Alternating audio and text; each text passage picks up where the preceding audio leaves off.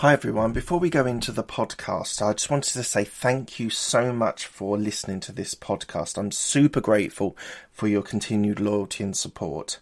If you could do me a quick favour, if you could give me a review on Apple Podcasts, it really helps the algorithm and it will help this podcast go up the lists.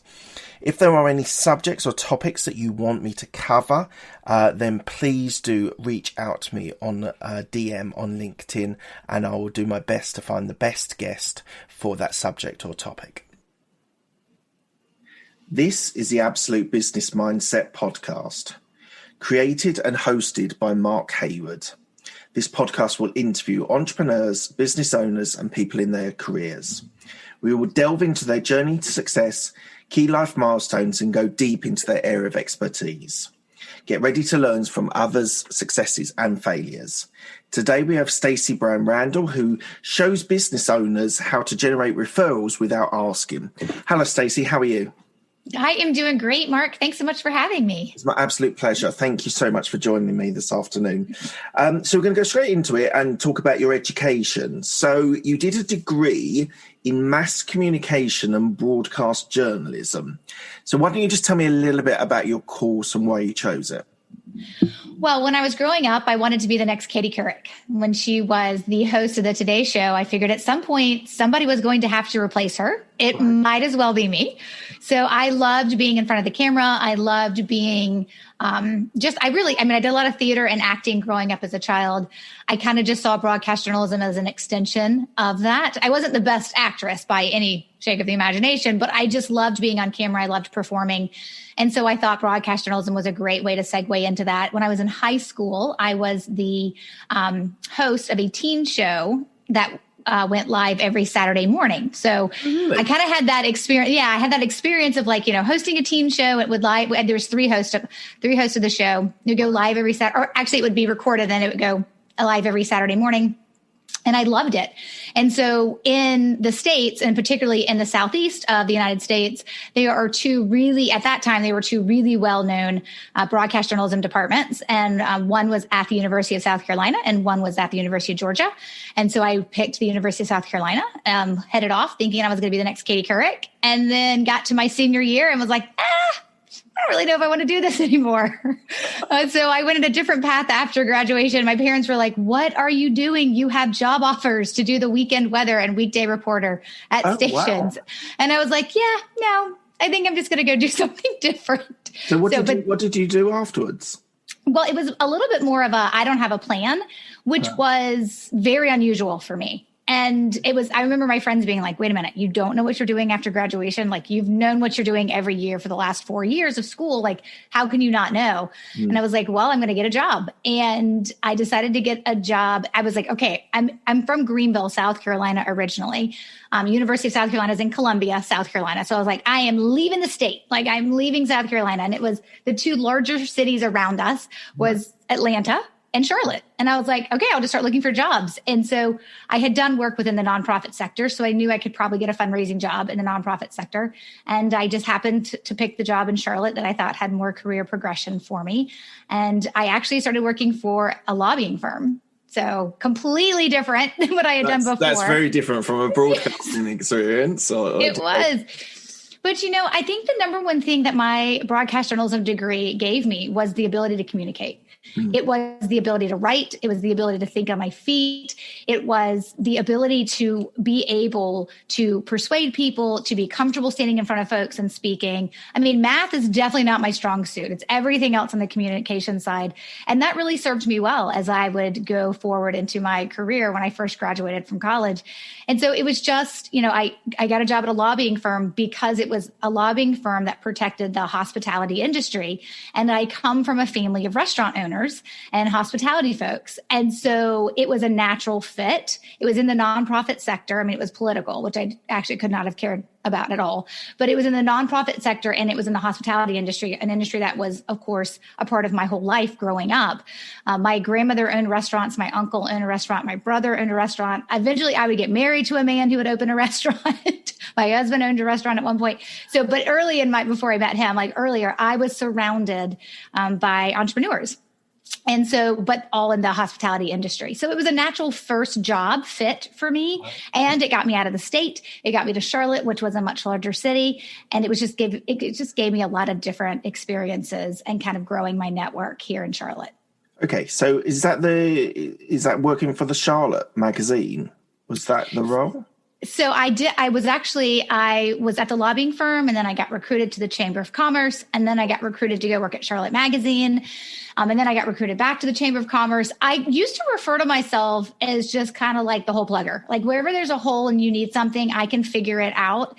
If this was like back in the early 2000s when I was working at the Chamber of Commerce the first time, or it could have been the second time. And they were like, hey, like banner ads are becoming a thing. And we need to figure out how to sell banner ads on our website. And they're like, Stacey can figure it out. So I went through some training, and then I started actually selling banner ads on the Charlotte Chamber of Commerce website. So I kind of had this portfolio career of a lot of different things that I did. And I usually just to be honest, I didn't have a huge, like, I want to get to this place by this age. It was more about, oh, you want me? Like, oh, you're recruiting me. You think I can do this? Does that interest me? Okay, sure. And then I would go and I would do it. And then over time, I started to figure out what I ultimately wanted. But I always knew going throughout my 20s, as I was being recruited to these different positions every couple of years, that eventually I would own my own business. I mean, coming from a family of entrepreneurs, that was always the ultimate dream. I just didn't know in my 20s what in the world I would own a business in. Like, what would I be selling to people? What would I be teaching? What would I be good at that I could then get someone to pay me for? So for me, it was this portfolio career of these stops along the way, kind of just meandering through and figuring out, yes, this seems like the next right step for me. I think I'll enjoy that. And so that's really how my early years, after I graduated, kind of progressed themselves. So the Chamber of Commerce, so we have similar things in the UK, and it's incredibly important for local businesses to really sell, network, develop relationships, producers, whatever the type of business. Is it? It sounds a bit of a naive question, but is it a major thing in the US as well? And does it support the local community well? You know, I would say the chamber of my 20s, which was a couple decades ago, but the chamber of my 20s was definitely that. It was definitely, and it's a huge thing in the States as well. They are typically local. They do have like a national organization, but it's not like they pay dues to the national or the U.S. Chamber of Commerce, but there is that. And then most local cities and municipalities will start their own. And so Charlotte obviously has had one for a really long time. The one in Charlotte has changed. It's completely modified itself. It used to be there to support small businesses, and then the large corporations really funneled dollars into it to be able to be a place to support small businesses. The Charlotte one has shifted and changed dramatically. The focus is not on small businesses anymore at all, but it used to be. And so it was a great place to go as somebody who was newer in a city and was looking to grow my network and looking to meet people and trying to figure out where I wanted to go next. We'll be back after a quick break. Hi, I'm Alex, the host of X Health Show. Meet the future of healthcare. Think X-Men, that's X Health. Actual superheroes behind programming living cells to cure cancer once and for all. Tech that detects preterm delivery in seconds, brain-computer interface, or apps that employ AI to match you, your disease, with the best treatment. X Health Show brings to you visionaries who push the boundaries of healthcare from Switzerland, the heart of Europe and the most innovative country in the world. Let me introduce you to their startups. Head to X Health Show, meet the future of healthcare. Happy to greet you there. And you say that you're a proud Charlotte resident. Yes, I saw that all over the website that you are a proud Charlotte. So, so what does that mean? Does that mean that you based all of your career in Charlotte, I take it, and so what does it mean? What does Charlotte mean to you? Yeah, you know, it's just home. I mean, Greenville obviously is where I grew up, right? South Carolina is my home state, and North Carolina is my adopted state. I didn't go very far, to be honest. And it's funny, my husband's from New York, and so it's really interesting. And he and I talk about, like, he moved, like, after college, he did the big move down and like moved with his buddies and started in a new city. And I told him one time we were talking, I was like, I can't believe I'm going to live my entire adult life in Charlotte. But once we got married and had kids and put down roots, now it's like, I don't know if I just want to pick them up and move them. But my parents did that to us. My brother and I, my parents picked up when I was 7 and moved us from South Carolina to Colorado. And so it was this amazing experience. I have such fond memories of that. But our children are just going to grow up in Charlotte. And, you know, it's where we're based. It's where we are. It's where my husband and I met. And of course, it's where we're growing and raising our family. And so from that perspective, it's home. It's definitely been home. It's a great city. I mean, it is not without its issues, of course. And it's just become the place that is home for us. I don't expect to be here forever. I mean, we've kind of told the kids, hey, when our youngest, which is our daughter, when your sister, like told the boys, like when your sister goes off to college, like, don't expect to be coming home to this house all the time, because we are going to pack up. And I always tell them, and mom is going to live in a tiny house somewhere, probably in the mountains where it's cooler. Like that is I don't think it's like a crazy dream. My husband's like, I don't know if I want to live in a tiny house with you. I'm like, well, that's my dream. That's what I want to do. So I want to live in a tiny house. If we have to put a second tiny house on the property for you, so be it. But that's kind of like, I don't expect to be here forever, or maybe I will be. I mean, at the end of the day, what I've realized about life is that you can plan all you want, but usually God has other plans and a different trajectory, and you'll just have to, adapt to whatever happens. Absolutely. Okay, so you said that your family was entrepreneurial. You sort of learned, although it was in restaurants, you learned the business, you understood business. So you then founded the Randall Research. So that was to do with presentations, to employee engagements, diversity, talent management. So what made you move from quite non-profit sort of traditional sort of roles into setting up your own business? Yeah. So, through the early part of my career, it was like within a nonprofit, but it was always like sales and marketing. And then eventually I moved into HR, and I got really interested in generational diversity and employee engagement. And I got certified as an employee engagement specialist at one point. And then I had an opportunity to join a research company and kind of open up their generational diversity employee engagement arm to the company. And that was my first foray into being a business owner. I was a partner within a company. I was also like 4 weeks pregnant and didn't know it when I made that decision to make that shift. So I started working with that company. It was an awesome company. They did great work, but I was in partnership with a husband and wife. So you're always the third, right? It's the 2/3 versus the third. And so about a year later, I decided to start my own company, and that would be Randall Research. It was an HR consulting firm. And ultimately, that's what I did with corporations is I would go in as a consultant and I would help with their generational diversity and their employee engagement. But the story behind that company would be, it wouldn't quite make it to the 5-year mark. And that business would actually go out of business. That business would fail just after making it 4 years. Even though I had big name clients like KPMG and BDO and Ally Bank, that business would not survive. And I learned a lot of lessons from having to go through a business failure. And from that business failure, I realized, okay, if I ever get a chance to start another business, here's some things I've got to do better. Here's some things I got to do smarter. And when that business failed, I had to go back to corporate America. I thought, I will never go back to corporate America, right? So I ended up back in corporate America, working in the kind of an HR training kind of position, because that had been what my consulting firm was all about. And I just kept paying attention to what's my next thing, because I want to own my own business and I want to try it again. And I want to see if I can be successful.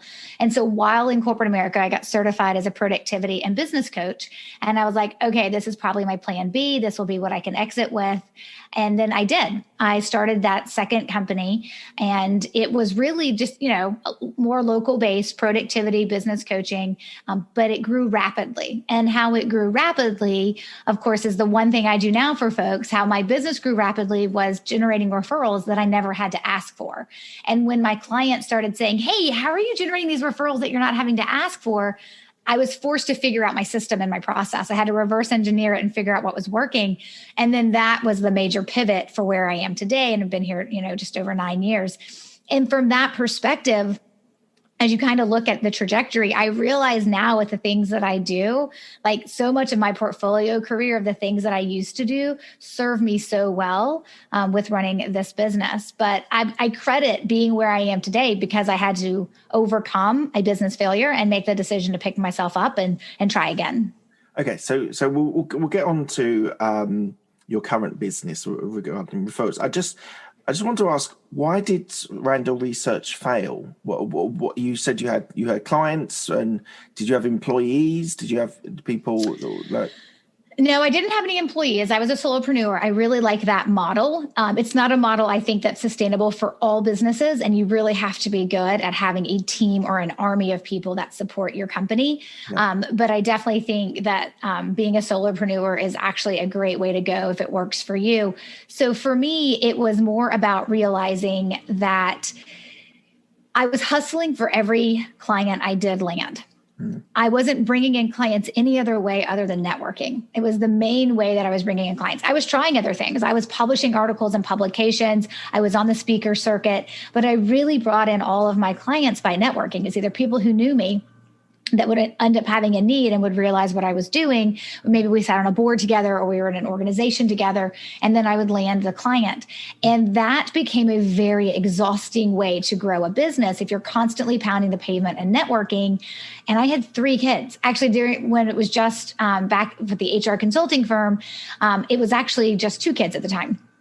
But it became a very exhausting way to really grow a business. And it was my only way, though. So I got on the roller coaster, that entrepreneurial roller coaster, where your highs and lows are severe in terms of the feast or famine of what's going on in your business. And so for me, it was that idea that I would get a client, and I would put my head down and I would do the work for the next, 2, 4, 6 months, however long the engagement was for. And then I would look up and be like, oh my gosh, there's no more clients. There's no more business. Now I got to go network again. And it was a cycle that continued, and it was exhausting. And it's a normal cycle your first year in business, but I was still on it. I was still on that roller coaster 4 years in. And eventually the business just couldn't sustain itself and it wasn't working. And so I just knew it was time for me to call it a day, call it quits, and go back and get a job, unfortunately. And so, when I think about the things that I learned from that business, it was your ability to fill the pipeline of new clients consistently, so that you always had like the pipeline full of people who could say yes. You were never like finishing work and then having to struggle to get the next client. It's also your ability to figure out how to scale. If you make the decision to stay a small business owner in terms of like a solopreneur and just be you, scalability regarding your efficiency and your processes and all that you do, those things become key for success. Because if not, you're just creating a really busy job for yourself. So the ability to scale was something that I noticed that I wasn't going to be able to do with that business because I was drowning. And you can't scale when you're drowning. Like I was already too far gone. But realizing that, wow, I'm going to have to keep doing all the work if I can't scale. And there's lots of ways to scale, but you have to scale in a specific way if you're choosing not to bring on employees. And so it's understanding what that looks like. So, understanding how to consistently fill that prospecting pipeline, figuring out how to scale in a way that allowed me to maintain the business structure and setup that I wanted, and to give me as much freedom and balance as I wanted as well. I mean, I know balance is it's not really a thing, right? But the ability to know that if I want to shut down at 3:00 because I want to get my kids from school, I can do that. And if I want to, how I want to structure my day and how I want to make myself available to also be a fully involved parent and wife, that was really important to me. And so it was all those lessons that I learned that I took with me when I started my coaching practice, and then eventually evolved that into what the business is today. So I think you're incredibly brave to wind up a business. As you said, you kind of had clients. The sales pipeline is such an important thing, when it's something that I haven't been completely aware of, but I'm learning very fast how important it is to have that continuity to go from one client to the next and move through that cycle. So I totally agree. What was it like your first day back in corporate America after running your business for 4 years? Is awful. I mean, and I hate to say it like that, because the president of the company that I worked for, the executive leadership team that I served on, they were all great people. Like, they were great people. And I just, I had to put on a suit. I had to wear heels. It was just It was all around awful. Actually, when I left corporate America and I started my coaching practice, I actually took all of my suits to Goodwill. And I was like, nope, I'm going to, you hear that story about burn the ships, right? So there is no retreat. You cannot go back. I was like, I'm going to get rid of all my suits. I kept one, unfortunately, for funerals, but I was like, get rid of all my suits. So I never can go back to corporate America. That was the goal. I was like, I'm going to burn the ships. Effectively, I burned my suits by donating them. But it was, I would drive to work and I would get to work and my heels clicking on the marble as I walked across the lobby in the morning would like jolt me into reality. And sometimes I would be like, how did I get here? Like I would not remember my morning commute. I would be so zoned out. And then sometimes, so I'm a rule follower by nature, but I do have this rebellious streak when I feel like the rules are ridiculous or I'm trying to buck against something that I don't have full guts to buck up against, but I'll pick small ways to rebel. And so I used to stop every day and get a Starbucks because it would make me late to work by at least a couple of minutes. Like it was just my way of controlling. That sounds so pathetic and I would never want my children to hear that. It's really not pathetic because I talk to people that I coach that small wins are really important and you should not celebrate them as well. And I know going to Starbucks and being late isn't a small win, but it's a rebellious streak and it's just saying to them, look, I'm different. And I think as an entrepreneur, a solopreneur, you have to be different. And corporate America can be incredible. I worked 15 years in the Big Four consulting, so I know conformity very, very well. So I get that.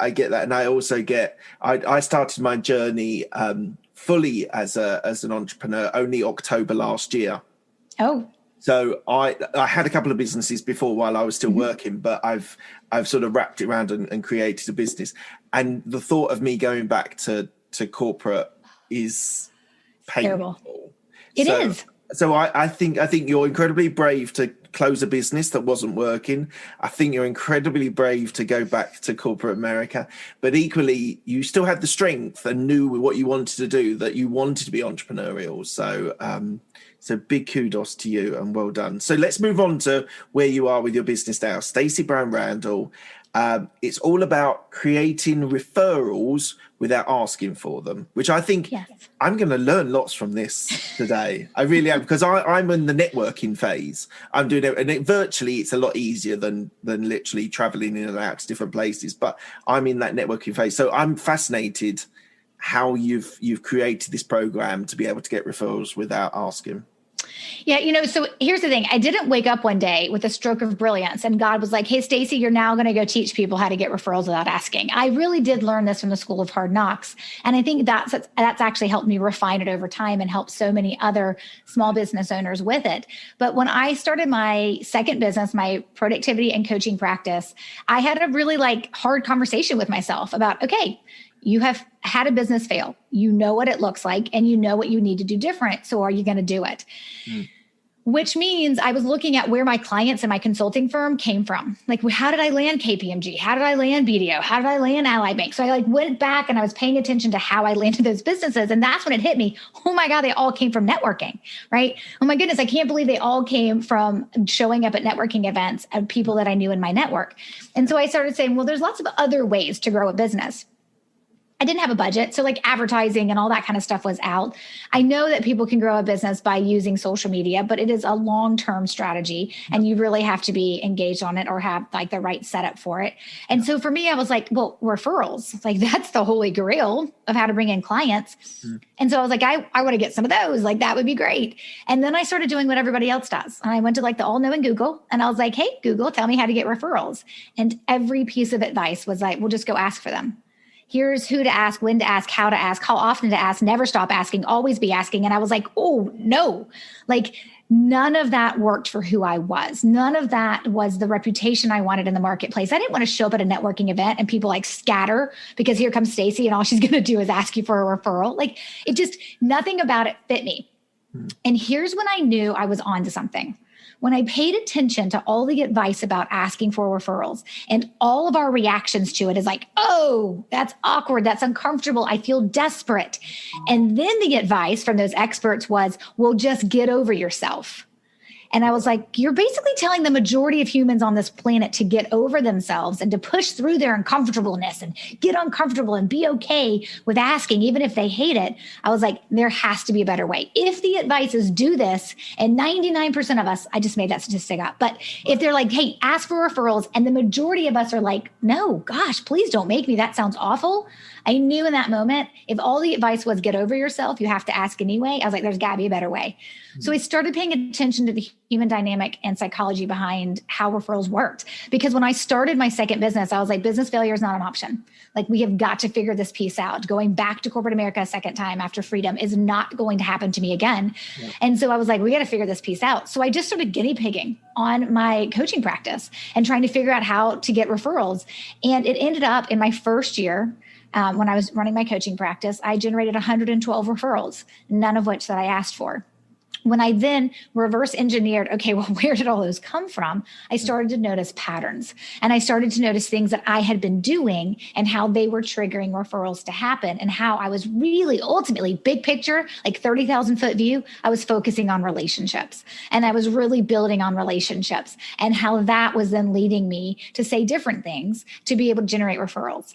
And so when I realized that, then I started putting it into practice. And because I was a business coach, I was coaching a lot of small business owners, and they would be like, hey, Stacey, your coaching practice is growing. Like, you're raising your rates. It's hard to get on your schedule. If I don't click in for my 1 year strategy, my 1 year coaching package with you now, I may have to be on the waiting list for the next 6 months. They're like, what's going on? And I'm like, well, I have a lot of demand and I'm getting all these referrals. And it was really funny because a lot of them were like, so thanks for all your productivity tips. We loved you teaching us how to tame our inbox, but we'd rather learn how you're generating referrals without asking.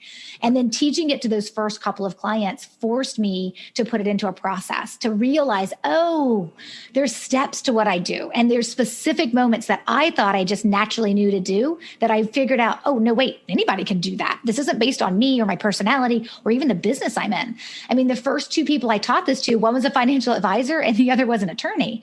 And so when I look back at all of the clients that I've been able to help since then, it's really refined this down to a process. And I used to do it one-on-one. Like, I would teach this process in a one-on-one coaching. I kind of moved away from the productivity and the business coaching and really honed in on the referral strategy. And I would teach this one-to-one. And then eventually I would teach it to workshops, like 30 to 50 business owners in the room. And I would be teaching it that way. But you remember the one thing I said about one of the things I knew I learned from my first business failure? I say first business failure like I'm going to have a second one. I didn't mean to say it like that. But like from that business failure, one of the things I learned is keep your eye on scalability. Mm-hmm. Because if you want to stay a small business owner, like tiny, micro, small, like solopreneur, me, myself, and I, if you want to stay like that, you don't have enough hours to sell as a coach, right? Like, so pay attention to your scalability factor. Well, when I realized what I was teaching could be taught one-to-one or in a group setting, I also then knew this could be taught online, and I could create a program that's available online. And so that was the next phase for me, was to take this program and to figure out, okay, how do I get the curriculum and the teachings online? How do I give the templates and the checklists and the samples and the examples and everything people need to be able to go through this without having to talk to me, a couple hours every month as part of a coaching practice. And so the scalability factor was like a home run for me, because I realized, oh, as much as I think this is like me telling you what to do, it's not me having to talk to you to do it. You could watch some videos to get it.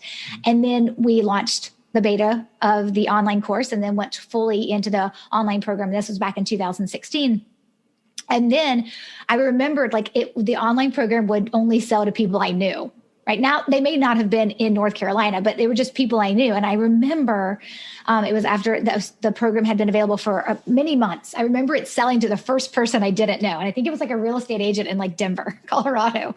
And I remember like, oh my gosh, now strangers are buying it. Now strangers are seeing the value in it and they're buying it. And then I remember when we sold to our first person outside the United States, I think it was in Canada. And I was like, oh my gosh, now I'm international, right? And now we're in 10 countries. Right. Like last year during COVID, we brought on Costa Rica and the Bahamas, but we're in Singapore, we're in the UK, we're obviously in Canada, the United States, but we're in New Zealand, we're in Australia. Like now I realize, wow, I'm helping business owners all over the world. And it's the same strategy, but how I teach it allows you to customize it for your business and your personality and what you're comfortable doing. Because ultimately, that's what this comes down to is you have to take care of these people who are going to refer you, which we call referral sources.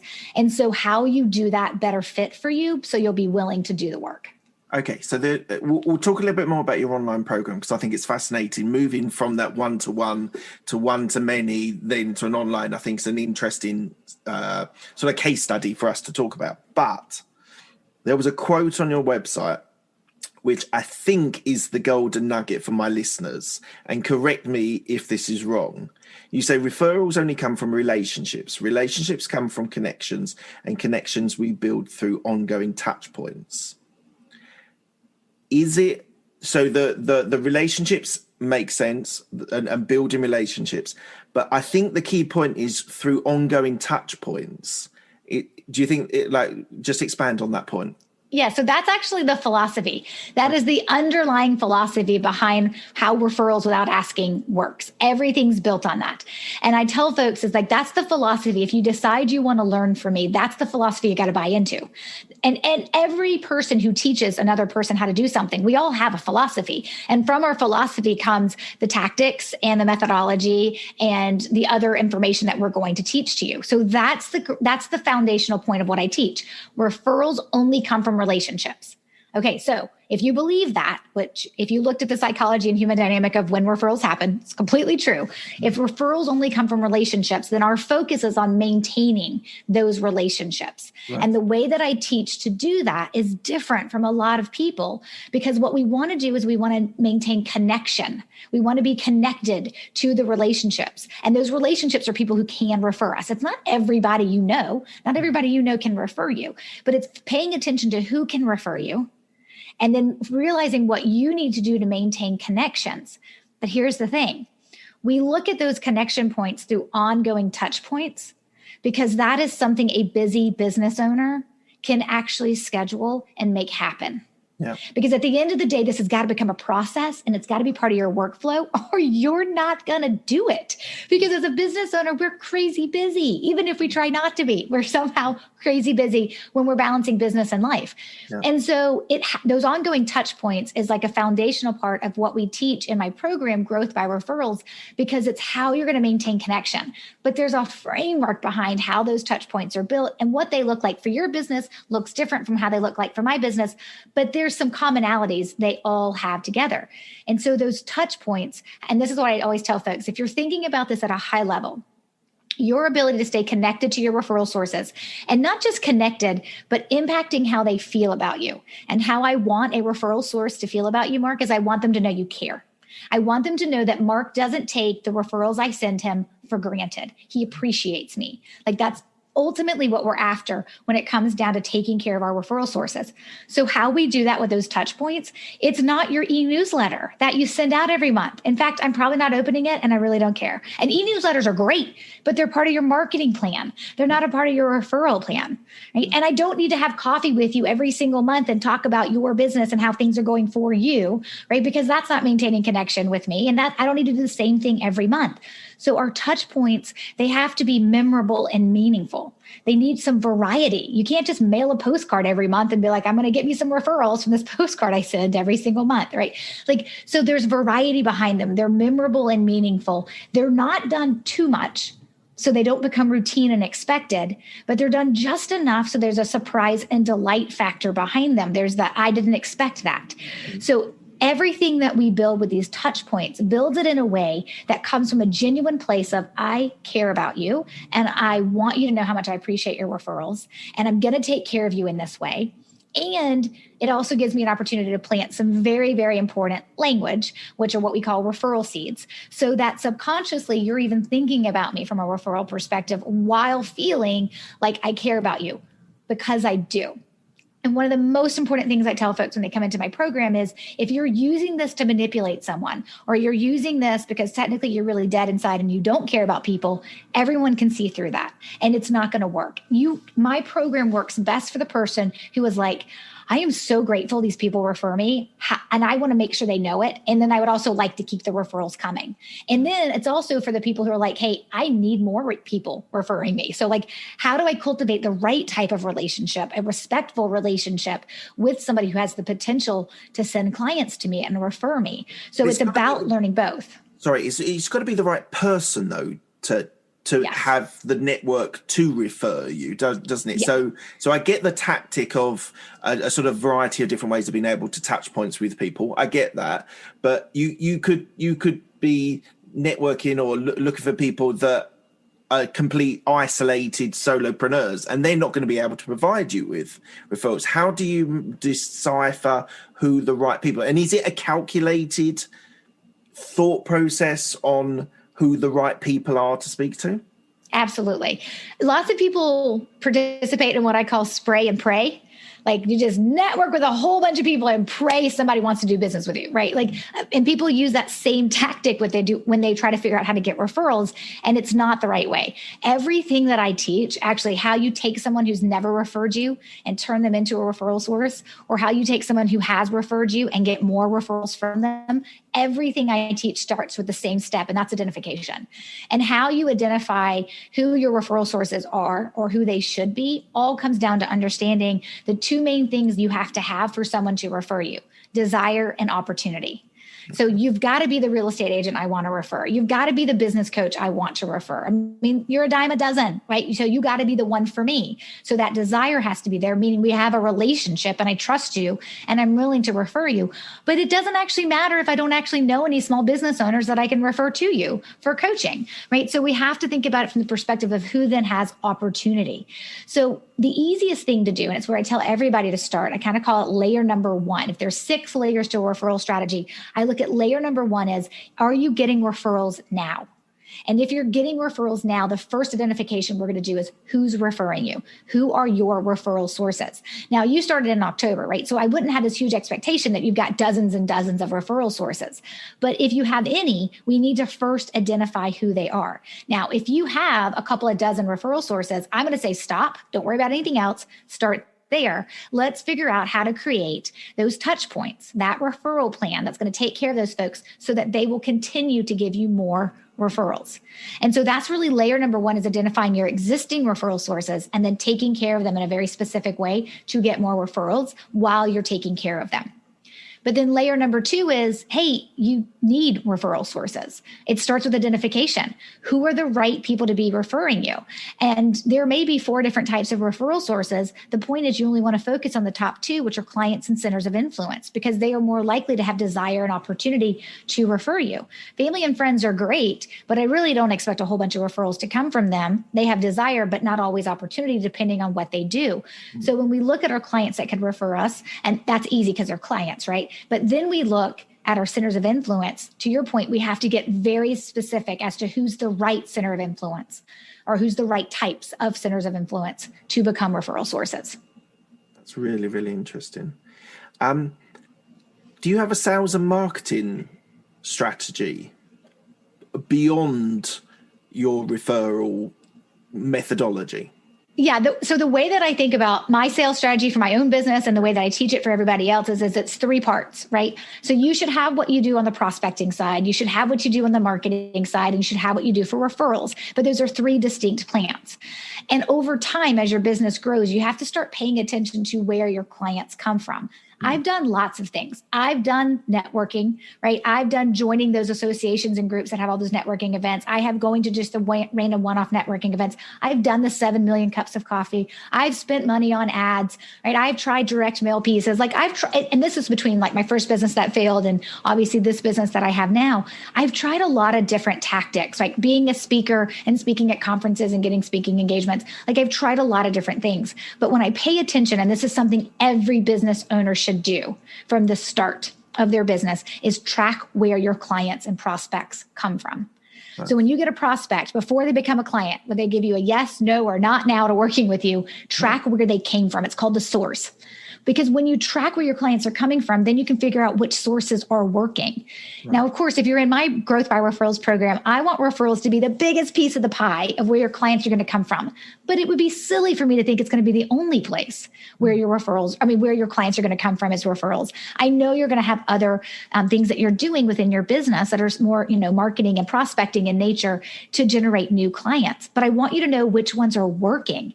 So for me, I know that there are really, for a long time, there were 3, and now there's 4 ways of where my clients find me. Of course, referrals tops my list, but also when I'm a guest, just like I am today on somebody else's podcast, that's going to, introduce me to a whole bunch more of listeners who are listening to this episode and decide, hey, I want to learn more from Stacey, right? So it's guesting on other people's podcasts. Obviously, I do a lot of speaking, not as much in person anymore now. Of course, I haven't done anything in about a year, but I did a lot of virtual speaking before to begin with. So, speaking engagements also work. But I published a book a couple of years ago, and I'm working on my second one now. And so having a book also helps me with people just finding me through Amazon, because once you have so many sales and so many reviews and recommendations within the Amazon platform or any of the book platforms, they start to push your book up. They start to mention you, and they start to say, hey, you may be also interested in. And so people find my book, and then they find my book, they read about how I teach, and then they're interested in learning more about me. But when I look at it from that perspective, there are 1,000 other things I could be doing to grow my business, but those are the things that work for me. And so that's what I use. Do I have a social media presence? Yes. And do I post on social media? Yes. Do I have any big expectations? It's going to bring me a whole bunch of clients? No. But I do know if you read my book on Amazon, then you connect with me on LinkedIn, and then you download something, some kind of content piece that I have for you that's for free on my website. I know that you're moving yourself through the process of figuring out, do I want to learn from Stacey? So having those other mechanisms in place is important. I know I get to cut out all that when you're referred to me, but not everybody comes to me is actually referred. So of course I have other sales and marketing strategies in place too. So just, it would be interesting just to get some sort of, it doesn't have to be exact numbers, it could just be percentages, but how much of your business for this business is social media? How much is your website? How much is your books versus referrals? Now you've got to develop business. So how do you break them down in sort of percentages, rough percentages? Oh, it's interesting. I actually have my assistant working right now. We had a little loss of data in the business when I realized when I was in between virtual assistants that where people were coming from wasn't being captured. And so I realized, I was like, oh my gosh, we have a huge gap of data that's missing. And so I'm the type of person who I'll just go back and ask you, like, hey, by the way, how'd you hear about me? And if someone's like, hey, I thought I already answered this, like, yep, we lost the data and now we're having to recreate it. So we've actually been in that process for a while now, trying to recreate the data. And so I don't actually know. I usually know, and I think any percentages I would say would probably be old. I would say it can fluctuate anywhere between 30% to 50% are going to be folks that are referred to me. And then I would probably say about 20% to 30% will probably hear me on a podcast. Right. And then the rest is kind of made up of people who maybe have heard me speak or they've found my book. But I think that in any given moment that can fluctuate. So if I have a whole bunch of podcast episodes that I've been a guest on go live in 1 month, well, that's going to tip the numbers to where people are coming from. Yeah. If I get on stage and do it, or even do it virtually, a speaking engagement, and I do a whole bunch in a couple of weeks, that's going to tip the stage where people hear about me and come into my world. So it just kind of depends. The constant that I can count on, though, is the referral piece. I don't need to be on stage or be on a bunch of podcasts for that piece to work. I need to work my own referral plan, which of course I do. Yep. This is not one of those things where the cobbler doesn't have any shoes. Yeah. I work my referral plan so that I can continue to get referrals from my referral sources. And do you think now networking and networking groups, do you think that's artificial in this? No, it's interesting. I always tell folks, I think it's a great place to start, particularly if you have a local business and you want to have clients that are more local or regional. Doing that local networking, I think, is really smart. I think having a strategy behind your networking makes more sense. And that's something we've talked about on my podcast as well, is that if you're going to do the networking, let's make it smart networking, not just networking for the sake of networking. So that means having a plan. Like if you're going to join a group, right? If you're going to join a chamber of commerce or a BNI group, or you're going to join some other group, right? National Association of Women Business Owners. If you're going to join a chapter locally, have a plan, right? Get involved. That's when you actually get to know people, and then actually business will start happening. Like, have a plan behind your networking. It's also a great place when you need more referral sources and you don't have a lot of clients. You can start paying attention to who's best to refer you, and then go find the groups where those people are. And then put aside the fact that you want referrals from them and build a relationship with them first and help them. And then eventually, right, when you're following my process, there's a way to weave it in from a language perspective from referrals where you're still never asking and you're continuing to build relationships. So I do think networking is valuable. I think that when you have a national or an international business like I do, what networking looks like is entirely different, and it doesn't happen nearly as much as it used to. I mean, people ask me to go to local events all the time, and I'm like, yeah, no, I'm going to go to my kid's baseball game because I just don't need to, right? And so it's getting clear about what works for you as well. But I wholeheartedly believe in networking. I know when I was starting out as a HR consultant and then as the productivity and coaching, business coaching person, I know that so much of my business came from my network. And then I was able to get referrals from them. And then from there, my business kind of changed. So I do believe in networking. I just think you got to be smart about it. Yeah, absolutely. Okay, so what's the plan? What's the 5-year plan? What's your future hold for Stacey? Yeah, right now it's more the same. And I'm actually really excited to be able to say that. I feel like for a number of years, we have been in building mode, and we have been like, we've overhauled the program a couple of times. And I'm really, really happy with the way the program is set now, and being able to actually encourage you to continue to finish the program, and how we do gamification behind the scenes within our technology platform. It's really helping more and more people be able to generate referrals without asking, and really just leaning into where we are right now, fixing the things that aren't working, but also continuing to keep the business going. We have a number of signature programs. It's not just growth by referrals. We also have Sticky Client Experience and Goal Finishers Club, kind of like our 3 main programs. We have things that support those as well. Other things like our Referral Ninja Inner Circle, things that we do to support people. And so from that perspective, I see the next 5 years more of the same. My youngest is starting middle school in the fall. She'll be a 6th grader. My boys will be in 8th grade. And so I would tell you, if you're asking me what happens when they're out of school, everything changes then. But for the next 5 years, we are really just focusing on helping as many small business owners as we can in the ways that I'm uniquely prepared to help people. I will publish a 2nd book. I'll probably have a 3rd book out before that 5-year mark is up. That's part of the plan as well. But really more of the same. Just conscious of time, but online programs. So I read somewhere that only something like 25% of people that do pure online programs actually complete the whole program. Is that okay? Is that your experience? Oh my gosh, I'm so glad you asked that question, because we have not in the past done a really good job of paying attention to that. And so we decided this year, like, that's one thing we want to fix. And so we just kind of started digging in and paying attention to who's starting the program and who's not finished it. And I would say my statistic is much higher. It's somewhere over 50% that start and finish, but still that other, whatever that percentage is of folks who like buy the program and then don't start it, I'm like, oh, no. Our goal is to close that gap and to make it easy for them. So we have some bonuses that we do. We are doing one right now. It's called the GBR Boot Camp. It's where I actually am with you for 7 weeks, basically making you get through the program. Because why are you going to invest in something and then not take advantage of it? Because I know when people go through my program, they have success, right? That's when they get the ROI on the investment in my program. And so I don't have firm statistics on that right now, because we just started paying attention to, okay, wait, what is our purchase versus non-finish rate versus those who finish. But it is very true. And you know what? I am guilty of so many different online courses that I have purchased that I've not finished, like not even opened up and started. Like, it's a thing. It's a real thing. It's a curse, especially for entrepreneurs, because you get bombarded with so much and everything looks like the shiny penny that you should be doing. Yeah, I got to do. Oh, FOMO, right? I can't miss out on this. Oh my gosh, Stacey's got this bonus. We got to get it, right? And all those things are real, right? And I am as guilty of them as other people are in terms of buying things and not finishing things. But we do think, because I've been through so many online courses, we do things different in ours. Like, for instance, you actually upload your work, and it's a 6-module course, but in module 2, 3, and 6, you upload your work, and then I personally approve it. So you can move to the next module, but you can't earn your next Referral Ninja badge, and you can't earn your next belt color, because we use our Referral Ninja piece through everything. Like, you can't earn that next level until you've completed the work and I've approved it. And that way, when people are like, oh, I'm getting feedback from Stacey, and it's one thing my team, like, I do have folks that work with me, like virtual assistant and others, they're just not employees. And they're like, you should probably hand that off. I'm like, oh no, people are coming into this program because they want my opinion, and I'm going to give it to them.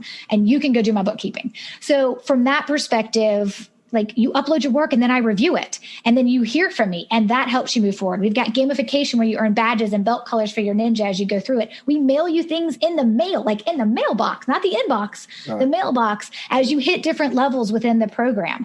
And then once you've got your plan in place and you're executing, every 3 months, we remind you to upload your results so we can see how things are going along with you. So that's a big, and of course we have the Facebook group where people are able to engage with other folks and have community in addition to have access to me. But that is a big way of how we try to do things different within the program.